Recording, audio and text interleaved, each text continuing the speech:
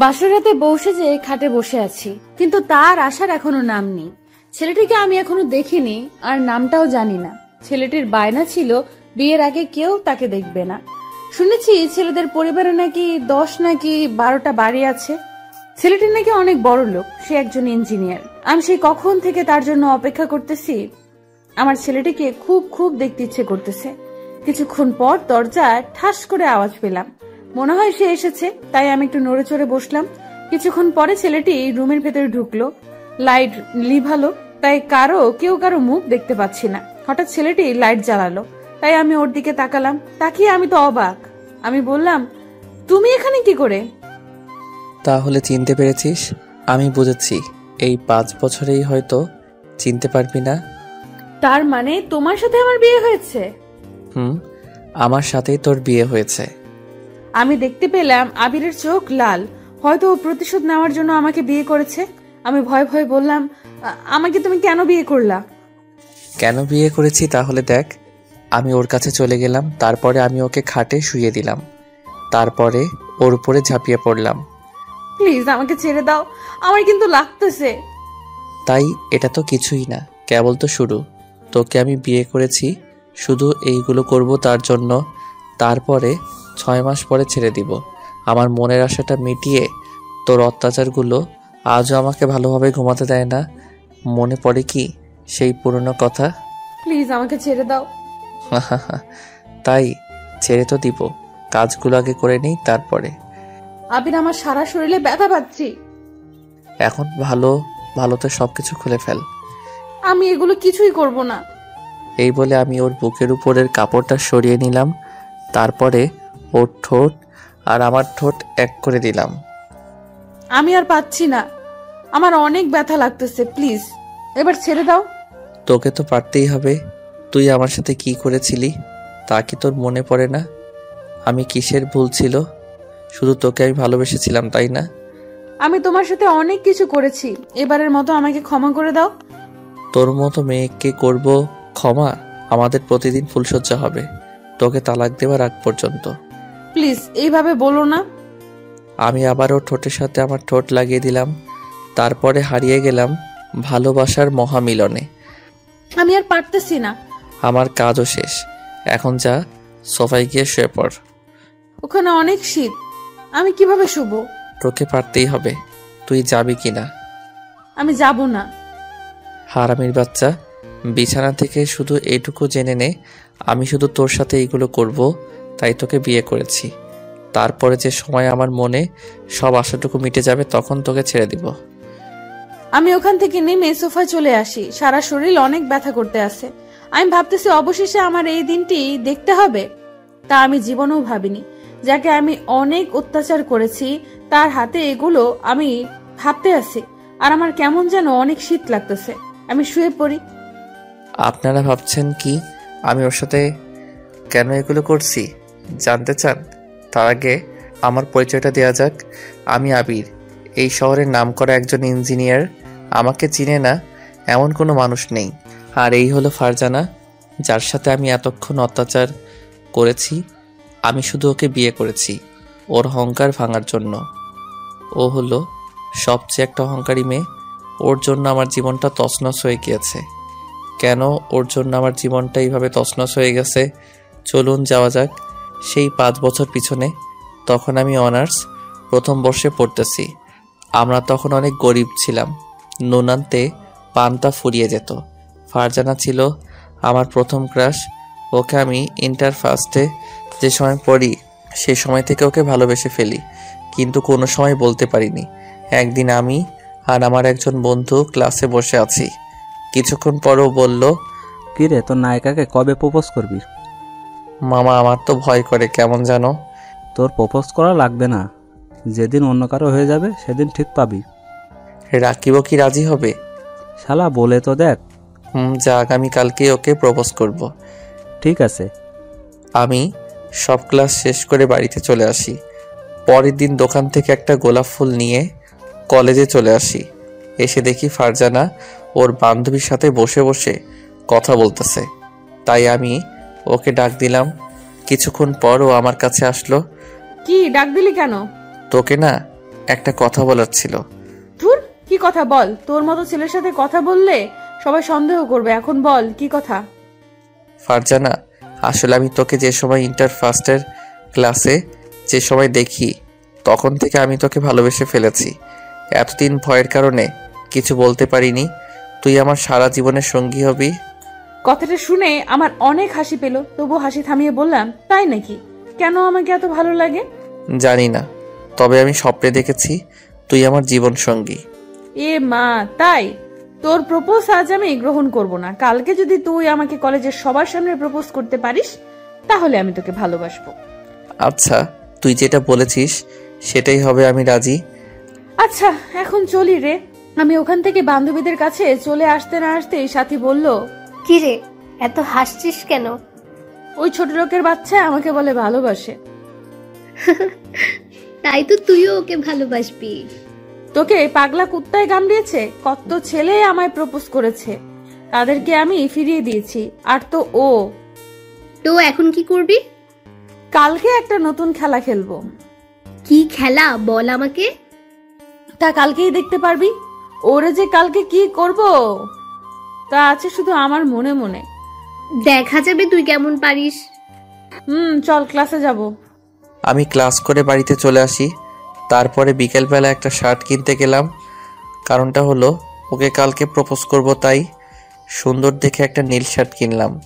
তারপরে দোকান থেকে আবারও একটা গোলাপ ফুল কিনলাম। পরের দিন কলেজে চলে আসি। এসেই রাকিবের কাছে চলে আসি। কিরে, আজকে আবার কাকে প্রপোজ করবি? কারে আবার? আমার নায়িকাকে ও বলেছে আসবে। যদি ওকে আমি প্রপোজ করি তাহলে আমার প্রপোজের নাকি অ্যান্সার দিবে।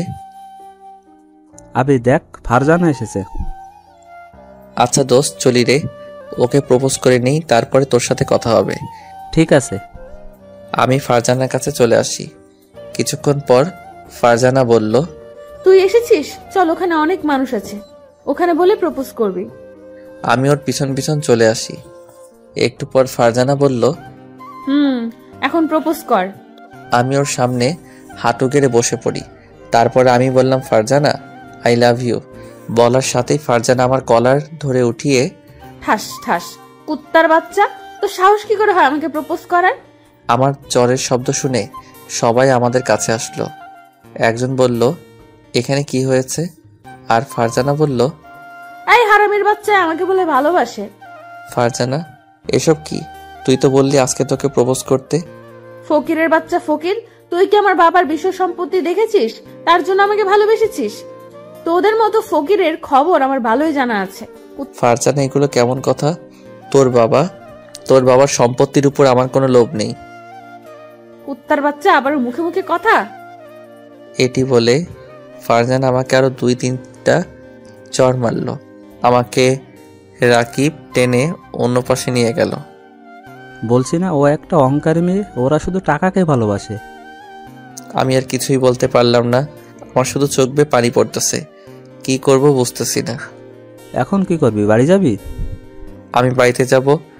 রাকিব আমাকে নিয়ে বাড়িতে চলে আসে। ফারজানা, তুই তো একটা জিনিস। কি সুন্দরভাবে অভিনয়টা করলি, আর ও বুঝতেই পারলো না। আরে আর বলিস না, ওদের মতো ভিখারির খবর আমার ভালোই জানা আছে। তুই আজকে থেকে আমাদের বস। হয়েছে, চল ক্লাসে যাব। বাড়িতে এসে শুধু ওর কাজগুলো আমার চোখে ভেসে আসতেছে। ও আমাকে এইভাবে সবার সামনে অপমান করতে পারলো। আমি এইগুলো কিছুই ভেবে পাচ্ছি না। আমার দোষটা কি ছিল? ওকে ভালোবাসাটা? আমি তোকে কোনোদিনও ক্ষমা করব না। হঠাৎ আমার চোখে ঘুম এসে পড়ল, তাই আমি ঘুমিয়ে পড়লাম। পরের দিন আবারও কলেজে এসে পড়ি। হাসতে নাচতেই দেখতে পেলাম সবাই আমাকে দেখে হাসতেছে। আমি বুঝতে পেরেছি কেন ওরা এভাবে করতেছে। আমি ক্লাসরুমে চলে আসি। এসে মন খারাপ করে বসে আছি। কিছুক্ষণ পরে রাকিব আসলো। কি রে, মন খারাপ নাকি? আমি ওর সাথে কোনো কথা বললাম না। কি রে, আমার সাথে কথা বলবি না? দেখ দোস্ত, আমার কথা বলতে ভালো লাগছে না। আবে দেখ, ভেঙে পড়লে চলবে না, তোকে কিন্তু লেখাপড়া করে অনেক দূর যেতে হবে। রাকিব, আমি কি ওর কোনো ক্ষতি করছিলাম? ও কেন আমাকে এভাবে অপমান করলো? ও ও আমাকে বলে দিতে পারতো যে আমাকেও ভালোবাসতে পারবে না। কলেজের সবার সামনে এভাবে অপমান না করলেও পারতো। বড় লোক মেয়েদের এটা করা কোনো ব্যাপার না, ওদের কাছে কারো সম্মানের দাম নেই। ঠিক বলছো।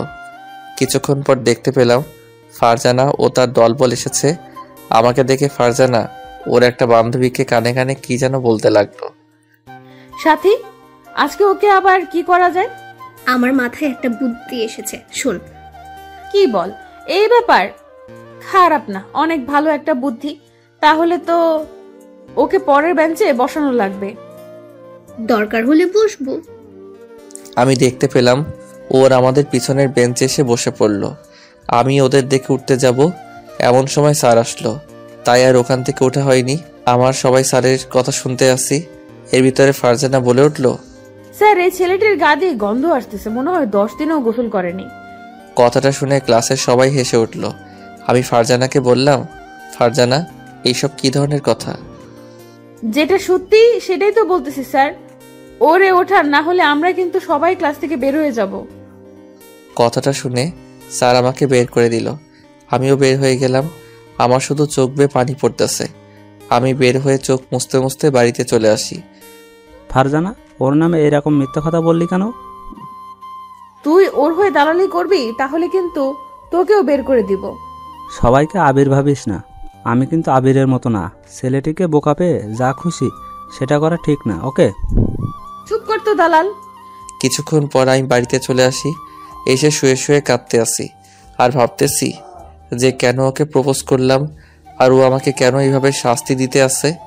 পরের দিন আবারও কলেজে চলে আসি। এসে গেটের সামনে বসে আছি। কিছুক্ষণ পর ফারজানা আসলো। কিরে, গেটের দারোয়ানের চাকরিটা কি তুই করতে আসিস? তোদের মতো ছোট লোকের আর কি বা চাকরি করবে? কথাটা শুনে মাথায় অনেক রাগ উঠল। আমি গিয়ে ওর গালে ঠাস ঠাস 2টো চড় লাগিয়ে দিলাম। তুই আমাকে এত অপমান করে কি পাও?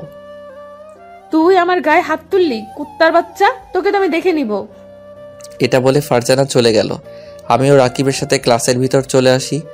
কলেজে ছুটির পর গেট দিয়ে বের হতে যাব, এমন সময় বড় ভাইয়ের ডাক।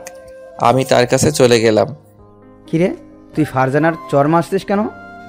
তারপর আমি সব তাকে বললাম। শালার পো, মিথ্যা কথা বলার জায়গা পাস না। এটি বলে সে আমাকে মারা শুরু করে দিল। আমি শুধু চুপ হয়ে তার মার খেয়ে যাচ্ছি। আর যদি ওর সাথে লাগতে আসো তাহলে তোর খবর আছে। আমি তার কথা শুনে বাড়িতে চলে আসি। আমি এসে আবারও কান্না শুরু করে দিলাম। হয়তো ওর জন্য আমার লেখাপড়াটা এভাবে বন্ধ হয়ে যাবে, আমি আর কিছু ভাবতে পারছি না। তার মার খেয়ে আমার 7 দিন জ্বর ছিল। এভাবে দেখতে দেখতে 1 মাস কেটে গেল। ও শুধু আমাকে অপমানই করত আর মাঝে মাঝে সবার সামনে বসে জ্বর মারত। এইভাবে আরও কিছুদিন কেটে গেল। একদিন আমার জীবনটা অন্ধকার এসে পড়ে। আমাকে প্রিন্সিপাল এই কলেজ থেকে বের করে দেয়। প্রতিদিনের মতো ক্লাসে আসি। আজ একটু তাড়াতাড়ি কলেজে চলে আসি। এসে দেখি কলেজে কেউ নেই, শুধু ফারজানা ও তার দলবল। আমি এসে বাম পাশে বসে রয়েছি আর বইটা বের করে পড়তেছি। দেখ ফারজানা, আবির এসেছে। ওকে আজকে কলেজ থেকে বের করার ব্যবস্থা করতে আসি। কি করবি বল? আগে বল, কোনো স্যার কি এখনো এসেছে? না তো, এখনো আসেনি। কোনো স্যার আসলে আমাকে একটু বলবি। কেন, কি করবি বল না আমাকে। তা তোর নিজ চোখেই দেখতে পারবি। ওই দেখ, প্রিন্সিপাল স্যার গেট দিয়ে ঢুকছে। এখনই বুঝবে ও মজা। আমি বসে বসে পড়তে আসি, এমন সময় ফারজানা আসলো আমার কাছে। তাই আমি ওকে দেখে উঠতে যাব, এমন সময় ফারজানা বলল, কিরে, তুই যাইস কই? এটা বলা মাত্রই ফারজানা ওর ওড়না খুলে আমার হাতে দিল আর আমাকে সবার সামনে জড়িয়ে ধরল। বাঁচাও বাঁচাও স্যার, বাঁচান! আমি দেখতে পেলাম কথাটা শুনে প্রিন্সিপাল স্যার ছুটে আসলো আমাদের কাছে। এখানে কি হয়েছে? ফারজানা আমাকে ছেড়ে দিয়ে বলা শুরু করে দিল, দেখেন স্যার, আমি ওর কাছে পড়া জানতে এসেছিলাম, তার বিনিময়ে ও আমার ওড়না গায়ের থেকে খুলে ফেললো আর ও আমাকে অনেক কিছু করতে চেয়েছে। সি সি আবির, তোমার থেকে আমি এটা কোনোদিনও আশা করিনি, তুমি যে এত নিচে নামবে। বিশ্বাস করেন স্যার, আমি এগুলো কিছুই করিনি, ও সব মিথ্যা বলতে আছে। এর ভিতরে ফারজানা একটা বান্ধবী বলল, স্যার, ও ফারজানার ওড়না ধরে টান দিয়েছে, এটা আমার নিজের চোখে দেখেছি। আবির, তাহলে ওরা কি মিথ্যা কথা বলবে? আমি আর কিছুই বলতে পারলাম না। আমার শুধু চোখ দিয়ে পানি পড়তে আছে। স্যার, ওকে যদি আপনি কলেজ থেকে না তাড়ান তাহলে আমার আর কেউই আর কলেজে আসবো না। আজকে হয়তো ও আমার সাথে এটা করেছে, কিছুদিন পরে তো অন্য একটা মেয়ের সাথেও এটা করবে, তাই না? ঠিক আছে, তোমরা যেটা বলেছো সেটাই হবে। প্লিজ স্যার, আমাকে এই কলেজ থেকে তাড়াবেন না। এই কলেজ নিয়ে আমার অনেক স্বপ্ন। আমি আর কোনো কথা শুনতে চাই না। স্যার আমার কাছে একটা টিসি ধরিয়ে দিল আর স্যার চলে গেল। আমার চোখ দিয়ে শুধু বৃষ্টির মতো পানি ঝরতেছে। আমি আসার সময় ওদের সবাইকে একটা কথা বললাম যে এই পাপের শাস্তি তোদেরকেও একদিন পেতে হবে। আরে তুই তাড়াতাড়ি দূরে যা, তোকে আমি আর দেখতে চাই না। আমি ওখান থেকে বাড়িতে চলে আসি আর ভাবতে আসি আমার লেখাপড়া কি তাহলে এখানেই শেষ হয়ে যাবে? আমি আর কিছুই ভাবতে পারছি না। কিছুক্ষণ পর বাড়িতে এসে পৌঁছালাম। আম্মু এসে দরজা খুলে দিল আর আমাকে দেখেই রাগ হয়ে আমার গালে দুটো চড় লাগিয়ে দিল। আম্মু, তুমিও আমাকে মারলে? ছি ছি আবির, তুই ওই মেয়েটার সাথে এটা করলি? আমি তো কিছু বুঝতেছি না। আম্মু, তুমিও আমাকে বিশ্বাস করতে পারলা না? তোর কথা বিশ্বাস করবো না আর। আমাকে তো তোকে ছেলে হিসেবে ভাবতেই লজ্জা করছে। এমন সময় দেখতে পেলাম রাকিব এসেছে আমাদের বাড়িতে আর এসেই বলতে লাগলো, তোকে কি কলেজ থেকে বের করে দিয়েছে? হুম। তোকে আমি আগেই বলেছি আগে আগে কলেজে যাবি না, তুই তো আমার কোনো কথাই শুনলি না। কিছুক্ষণ পর আম্মু বলল, তোরা কি বলছিস? আমি তো কিছুই বুঝছি না। আসল কথা কি আন্টি আমি বলি, আসলে আবিরের কোনো দোষ নেই, আপনার ছেলের উপর সেই মেয়েটি উঠে পড়ে লেগেছিল। তারপরে ঘটনা আম্মুকে সব বললাম। এত সব হয়ে গেছে তা আমাকে কিছুই জানাসনি? আমি বুঝেছি ও থেমে যাবে, কিন্তু ও থামেনি। আমাকে দিনের পর দিন অত্যাচার করছিল। এখন তুই কি করতে চাস? জানি না। আবির, আমি এখন আসি। আর তুই কি আর কলেজে যাবি না? আমাকে টিসি দিয়ে দিয়েছে, হয়তো আর কলেজে যাওয়া হবে না। আচ্ছা, তোর সাথে কালকে কথা হবে। আমি ওখানে থেকে আমার রুমে চলে আসি। এসে একা একা কান্না করতে আসি আর ভাবতে আসি আজ গরিব বলে ও আমার সাথে এটা করেছে। আমি তোকে কোনো দিনও ক্ষমা করব না। আমার চোখের পানি আজ আর বাধা মানতেছে না। হঠাৎ আম্মু আসলো আমার রুমে। আবির, আর লেখাপড়া করতে চাস না? কিভাবে করব বলো? আমাকে তো বের করে দিয়েছে। আবির, আমি তোর খালার সাথে কথা বলছি, সে তোকে... তারা নিজেরাই তো গরিব, তাহলে আমাকে কিভাবে খাওয়াবে? আমি বলেছি এটা, তবুও তোকে যেতে বলেছে। ঠিক আছে, আমি কালকেই ঢাকা চলে যাব। আচ্ছা, আর মন খারাপ করিস না আর ভেঙেও পড়িস না। তোকে আমাদের স্বপ্নগুলো পূরণ করতে হবে। কিছুক্ষণ পর আম্মু চলে গেল। আম্মু কথাটা যেন আমার কানে লেগে গেল যে আমার ভেঙে পড়লে চলবে না, তাদের স্বপ্নগুলো পূরণ করতে হবে। রাতে আমার ঘুম হলো না। সারা রাত শুধু পুরনো কথা ভেবে কান্না করেছি। পরের দিন আম্মুর কাছে বলতে আসলাম, আম্মু, আমি ঢাকা চলে গেলাম। আচ্ছা বাবা, যা, আর সাবধানে যাবে কিন্তু। আমি আর ওখানে দাঁড়ালাম না, কারণ আমার চোখ দিয়ে শুধু পানি পড়তেছিল। আসার সময় আম্মুও কান্না করেছিল। আমি ঢাকা এসে পড়ি, তারপরে খালাদের বাসায় চলে আসি। আমাকে দেখে সবাই আমার কাছে আসলো। কি রে বাবা, কেমন আছিস? ভালো, তুমি কেমন আছো? ভালো। আসতে কোনো সমস্যা হয়নি তো? না, কোনো সমস্যা হয়নি। আচ্ছা, ফ্রেশ হয়ে খেতে আয়। আমি ফ্রেশ হয়ে খেতে চলে আসি। পরের দিন খালামণি একটা সুন্দর একটা কলেজে ভর্তি করিয়ে দিয়েছে। প্রথম মানিয়ে নিতে আমার অনেক কষ্ট হয়েছে, তবুও মানিয়ে নিয়েছি। একদিন সবার সাথে খেতে আসি। এর ভিতরে খালামণিকে বললাম, খালামণি, আমি একটা চাকরি করতে চাই। কি বলো এসব? লেখাপড়া বাদ দিয়ে কিসের চাকরি করবি? আরে লেখাপড়া করব আর চাকরিও করব। আচ্ছা, তোর খালু যেখানে চাকরি করে সেইখানে করতে পারবি? পারবো না কেন? আমাকে পারতেই হবে। আচ্ছা, তোর খালু আসলে বলবো। পরের দিন খালুর সাথে তাদের অফিসে চলে আসি। আমার কাগজপত্র খুব ছিল, চাকরি হলো, নাইট ডিউটি। আমি রাজি হয়ে যাই। সকালে কলেজে যেতাম আর তার আগে 2টো টিউশনি করাতাম আর রাতে চাকরিটা করতাম। আমার একটা লক্ষ্য ছিল, আমি অনেক টাকার মালিক হব। আস্তে আস্তে আমি এগোতে থাকি আর আল্লাহ আমার আশাটা পূরণ করেছে। অবশেষে আমি অনেক টাকার মালিক হয়ে গিয়েছি। আমি এখন একজন নামকরা বড় ইঞ্জিনিয়ার। আমাকে চিনে না এমন কোনো মানুষ নেই। আমার এখন 10 থেকে 12টা বাড়ি। এই 5 বছরের আমি নিজের ভালোই উন্নতি করতে পেরেছি। মাঝে মাঝে আমার পুরনো দিনের কথা মনে পড়ে যায়। তখন আমি আর ঘুমাতে পারি না, কষ্টে বুকটা ফেটে যায়। 5 বছর পরে আজ আমি বাড়িতে আসি, এসে আম্মুকে সালাম দিলাম। এই 5 বছরে আম্মুর সাথে কথা হতো ফোনে, বাট আমি বাড়িতে আসতাম না। আম্মুকে যখন মনে পড়তো তখন তাকে ঢাকা আসতে বলতাম। আমি এসেই রাকিবের কাছে চলে আসি। ও আমাকে দেখেই আমাকে জড়িয়ে ধরলো। কিরে, ভুলে গেছিস আমাকে?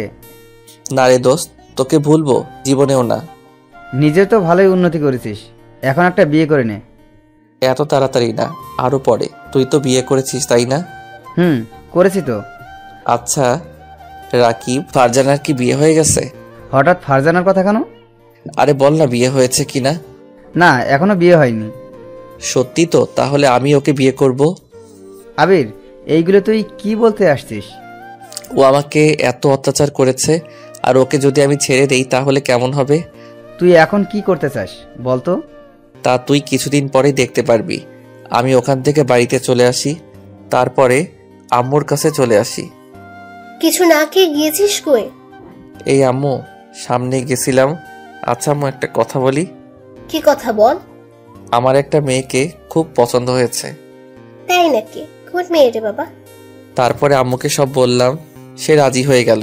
বিকেলবেলা তারা সবাই ফারজানাকে দেখতে গেল, কিন্তু কথা দিয়েছিলাম যে ছেলের মুখ এখন মেয়ে দেখতে পারবে, বাট তারা আমাদের বিষয় সম্পত্তি দেখে রাজি হয়ে যায়। অবশেষে আমি বিয়েটা করে নেই। আর তারপরে ঘটনা তো আপনারা জানেনই। ওকে পাপের শাস্তি দেবার জন্য আমি ওকে বিয়ে করেছি। এখন আসুন বাস্তবে আসা যাক। দেখতে পেলাম সকাল হয়ে গিয়েছে, আর ফারজানা শীতের ভিতরে গুটিসুটি দিয়ে শুয়ে আছি। তাই আমি ওর কাছে চলে আসি। এই যে ওর, তাড়াতাড়ি। কেন? উঠবি না মানে? এটা কি বাবার বাড়ি পেয়েছো? আবির, আমাকে আর অত্যাচার করো না, আমার সারা শরীর খুব ব্যথা। মনে পড়ে সেই পুরনো কথা? আমার সাথে তুই কি করছিলি? আমি যা করেছি দয়া করে আমাকে মাফ করে দাও। তোকে করব মাফ? তুই আমার সুন্দর জীবনটা পুরাই নষ্ট করে দিয়েছিস। তুমি যে সময় কলেজ থেকে চলে এসেছো তখন আমি তোমাকে অনেক মিস করি। আমার নিজেরই অনেক খারাপ লাগা শুরু করে। তোমার সাথে যা হয়, তোমার সাথে এটা করা ঠিক হয়নি। তুই করবি আমাকে মিস? ভাবতে আমার অবাক লাগে। তাও আবার তোর মতো মেয়ে। আমাকে যখন তুই মিথ্যা অপবাদ দিয়ে কলেজ থেকে বের করে দিয়েছিস তখন তো আমি এটা দেখিনি। আবির, আমাকে তুমি ক্ষমা করে দাও। আমি গিয়ে ওর গালে ঠাস করে চড় লাগিয়ে দিলাম আর বললাম, এই ক্ষমা চাওয়ার কথা তুই আর একদিনও বলবি না। আচ্ছা, আমি এখন কি করব? মরে যাব? আমি তোকে এত তাড়াতাড়ি মরতে দিব না। তোকে তো আমি তিলে তিলে মারবো। আর শোন, এখন ফ্রেশ হয়ে বাড়ির সব কাজ করবি তুই। আমি তো কোনো কাজ করতে পারি না। পারি না মানে? তোকে পারতেই হবে। আমি আর ওখানে দাঁড়ালাম না। আমি ফ্রেশ হতে ওয়াশরুমে চলে আসি, তারপরে আবিরের আম্মুর কাছে চলে আসি। কি, তোমার ঘুম ভেঙেছে? আম্মু, এখন কি কাজ করতে হবে? কি বলবে এইসব?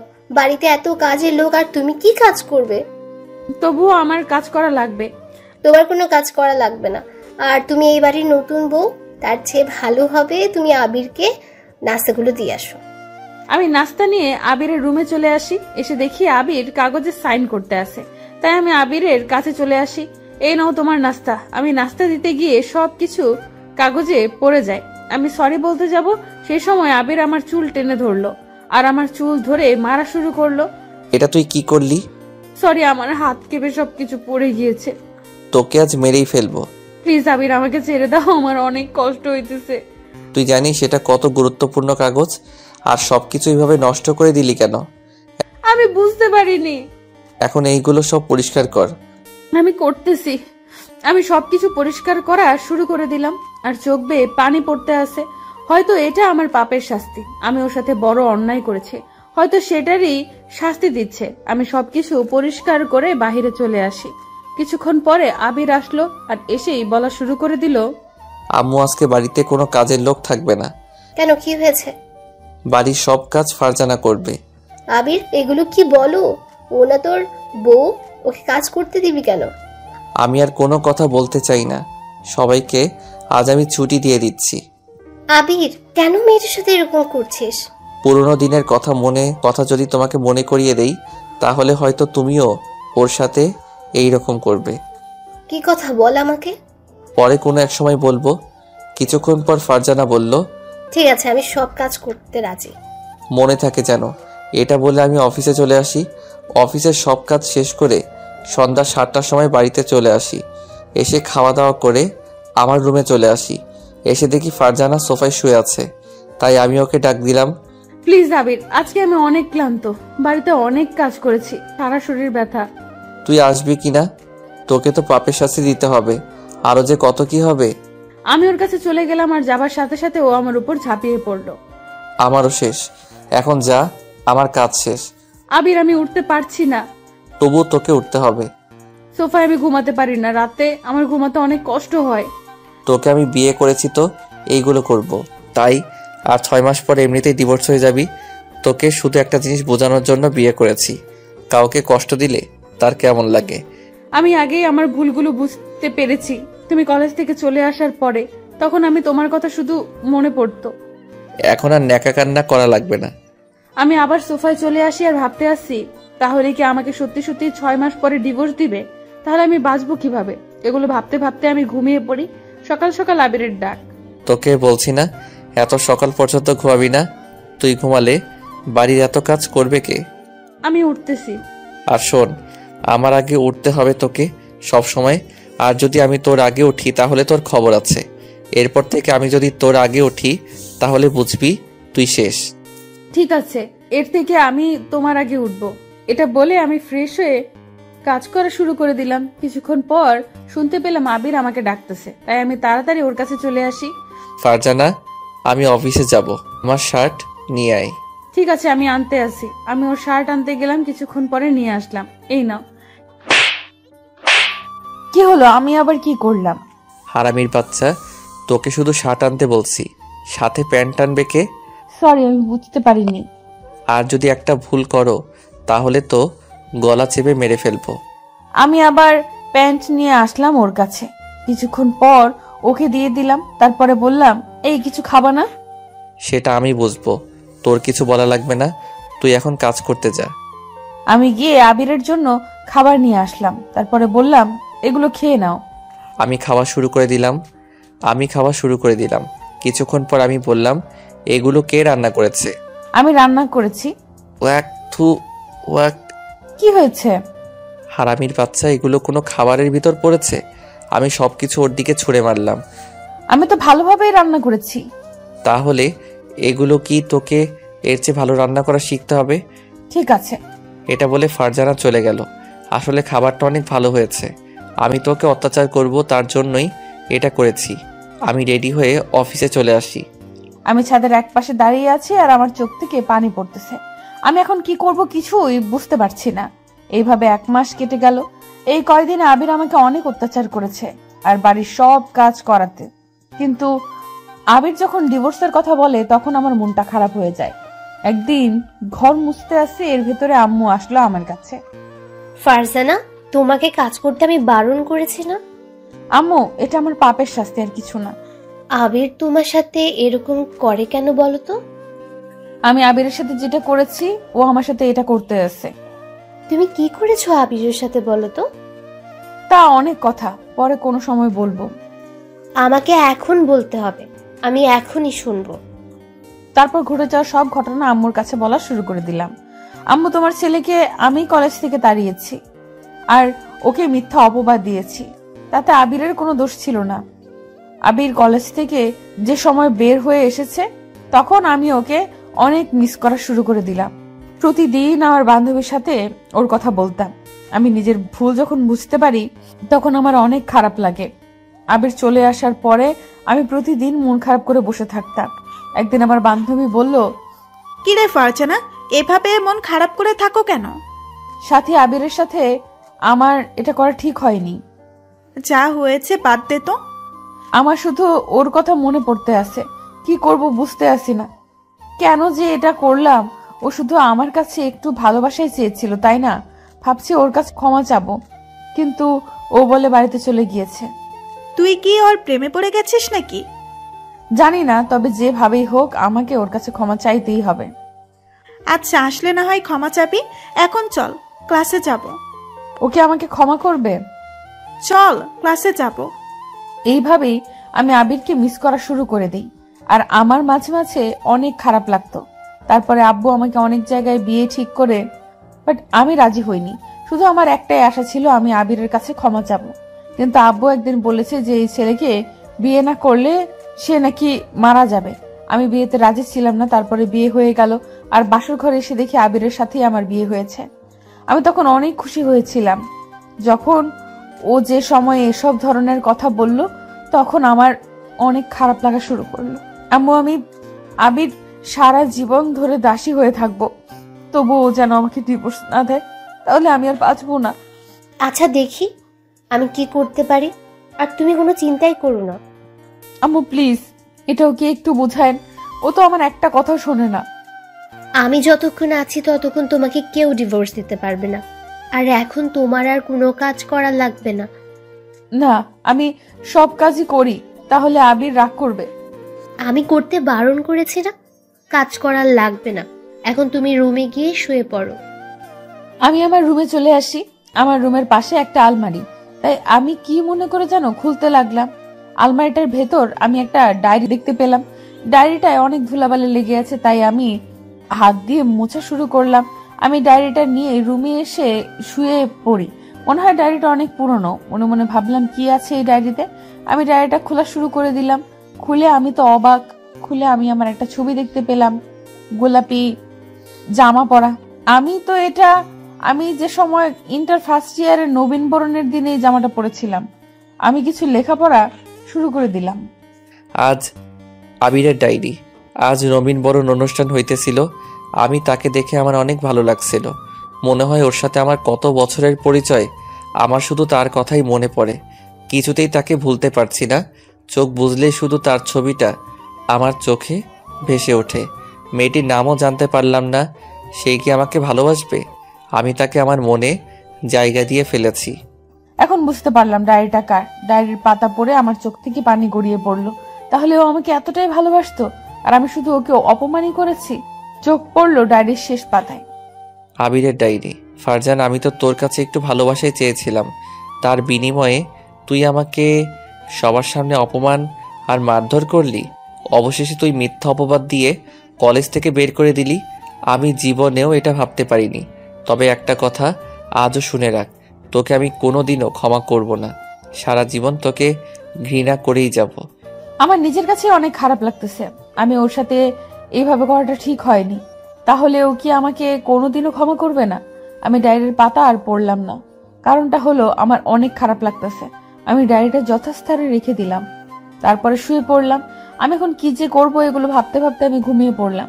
হঠাৎ কারো চিৎকারে আমার ঘুম ভেঙে গেল। এই হারামির বাচ্চা, তোকে আমি কাজ করতে বলিনি, আর তুই পড়ে পড়ে ঘুমাতে আসিস কেন? আম্মু আমাকে কোনো কাজ করতে দেয়নি। তুই বানিয়ে বানিয়ে আম্মুকে কি বলেছিস? তুই নাকি আমাকে ভালোবেসে ফেলেছিলি। তোর এই মিথ্যা দিয়ে আম্মুকে বোকা বানাতে পারবি, কিন্তু আমাকে কোনোদিনও পারবি না। আর ভাবছো কি তোকে আমি মেনে নিব? যা ভাবছো ভুল ভাবছো। তোকে আমি কোনোদিনও মেনে নিব না। আর কয়দিন পরে ডিভোর্স দিয়ে দিব। আমি গিয়ে আবিরের পায়ে পড়ে গেলাম। আবির, আমাকে ক্ষমা করে দাও। আমি বুঝতে পারিনি তোমার কথা। ভাবছি আমি অহংকারী ছিলাম। তবে তুমি চলে আসার পরে আমি তোমাকে ভালোবেসে ফেলেছি, বিশ্বাস করো। এটা বলা মাত্র আমার চুল ধরে আবার মারা শুরু করে দিল। তোর মতো মেয়ে ক্ষমা চাওয়ার কোনো যোগ্যতা নেই। আর আমি যেটা বলেছি সেটাই হবে। তুই আসো আর কয়দিন, তারপরে তুই তোর বাড়িতে চলে যাবি। আমি কোথাও যাব না, আমি তোমার বাড়িতেই থাকবো। দয়া করে আমাকে ডিভোর্স দিও না। তা তো কিছুদিন পরেই দেখতে পারবি। আমি এসে শুয়ে পড়ি। কিছুদিন পরে ফারজানা আসলো, এসে আমার পাশে শুয়ে পড়ল। আমি বললাম, আজ আর আমার মুড নেই, তুই সোফায় গিয়ে শুয়ে পড়। আর শোন, কালকে যেন শুনি না আম্মু কাজ করেছে, তাহলে তোর কিন্তু খবর আছে। ঠিক আছে, তুমি যেটা বলছো সেটাই হবে। কিছুক্ষণ পর ফারজানা চলে গেল। ওকে যখন আমি মারি তখন আমার নিজের কাছে অনেক খারাপ লাগে। কি করব, ওকে তো পাপের শাস্তি দিতেই হবে। আমাকে অত অপমান করেছে। যখনই ওর অপমানের কথা মনে পড়ে যায় তখন ওকে মেরে ফেলতে ইচ্ছে করে। আমি তোকে কোনোদিনও মেনে নিব না আম্মু বলে আমিও ঘুমিয়ে পড়লাম। পরের দিন আমি আবারও বাড়ির সব কাজ করা শুরু করে দিই। আম্মু বারণ করেছে, তবুও তার কথা শুনিনি। এইভাবে আরো কয়েকদিন কেটে গেল। আমি প্রতিদিন ওর কাছে ক্ষমা চেতাম, কিন্তু ও করতো না। তার বিনিময়ে আমার শুধু মারধর করত। ও যখন ঘুমাতো তখন আমি ওর পা জড়িয়ে ধরে কান্না করতাম। একদিন রাতে বাড়ির কাজ করতে এসে এর ভেতরে আবির আসলো আমার কাছে। শোন, আজ তোকে ডিভোর্স দিব। আজ রাত 10টায় ডিভোর্স পেপার দিবে, সাইনটা করে দিস। আবির প্লিজ আমাকে ডিভোর্স দিও না, তুমি যেটা বলছো আমি তো সেটাই করতে আছি। তোকে আমি 6 মাসের জন্য বিয়ে করেছি, আমার কাজও শেষ, আর তোকে শাস্তি দেওয়া আমার শেষ। এখন আমি আর তোকে রাখতে চাই না। আমি আবিরের পা জড়িয়ে ধরলাম। এখন আর ন্যাকা কান্না করা লাগবে না, এটা বলে আমি ওকে সরিয়ে দিলাম। তারপরে আমার রুমে এসে ফ্রেশ হয়ে নিলাম। তারপরে ডিভোর্স পেপার আনতে বের হব। এমন সময় আম্মু আসলো আমার রুমে, আর এসে আমার গালে কষে একটা চড় দিল। তুই ওকে ডিভোর্স দেবে না? আচ্ছা দেখ, আমি তোকে বারণ করব না, তবে এইটুকু শুনে নে, তুই সাইন করলেও ও করবে না। আর আমরা দুজনেই এই বাড়ি থেকে বের হয়ে যাব, তোর বাড়িতে তুই থাকবি। আম্মু তুমি বের হবে কেন? বের হবে তো ও এখন আমার মেয়ে, আর আমি ওর সাথে বের হয়ে যাব। আবির ও না হয়ে ভুল করেছে, তার জন্য তুই আর ওকে কত শাস্তি দিবি? প্রতিদিন ওকে কাঁদতে দেখতাম। এটা ওর পাপের শাস্তি। আচ্ছা আমরা বের হয়ে যাচ্ছি, তোর বাড়িতে তুই থাক। তোমরা যাবা কোথায় বলো তো? যেদিকে দু চোখ যায় আমরা সেদিকে যাব। কি করব বুঝতে পারছি না। তাহলে ওকে কি মেনে নিতেই হবে? দেখতে পেলাম আম্মু চলে যেতে লাগলো, তাই আমি বললাম, ওই আম্মু, আমি ফারজানাকে মেনে নিলাম, তবুও। সত্যিই তো। আর শোন, ওকে যদি আর কিছু বলো তাহলে আমার লাশ দেখবি। আর কিছু বলবো না এখন। বলো তো তোমার মেয়েটা কোথায়? দেখেছি ছাদে উঠেছে কান্না করতে করতে। আমিও ছাদে চলে এসে ওকে কোথাও দেখতে পাচ্ছিলাম না। কিছুক্ষণ পর দেখতে পেলাম ও মন খারাপ করে একপাশে দাঁড়িয়েছে। আমি গিয়ে ফারজানাকে জড়িয়ে ধরলাম, আমাকেও চুপ হয়ে গেল। তাই আমি বললাম, কি হলো, আমার বউটা কথা বলবে না? আমাকে ডিভোর্স দিবে বলে তো আমি কথা বলবো কিভাবে? আমি তোমাকে মেনে নিয়েছি আজকে। এটা বলা মাত্রই আমি আবিরকে জড়িয়ে ধরলাম। ওই স্যার, কান্না করা লাগবে না, অনেক কান্না করেছেন। আজকে আর এই কান্না শেষ হবে না, এটা হলো সুখের কান্না। আবির, আমাকে কি তুমি ক্ষমা করেছো? ক্ষমা করে দিয়েছি। চলো রুমে যাব, অনেক রাত হয়ে গিয়েছে। চলো আমরা ছাদ থেকে নিচে নামতে যাব। এমন সময় আম্মু বলল, কি দুজনের রাগ অভিমান ভেঙেছে? ভেঙেছে। আবির, এভাবে দুজন সারা জীবন একসাথেই থাকবে। ঠিক আছে। এটা বলে দুজনের রুমে চলে আসি। এসেই দুজনে শুয়ে পড়লাম। কিছুক্ষণ পর ফারজানা বলল, এই যে শোনো না, আজকেও কি আমাকে সোফায় যেতে হবে?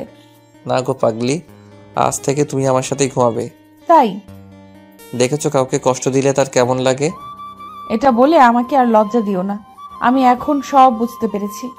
ফারজানা গিয়ে জড়িয়ে ধরলাম, আর ফারজানাও আমাকে জড়িয়ে ধরলো।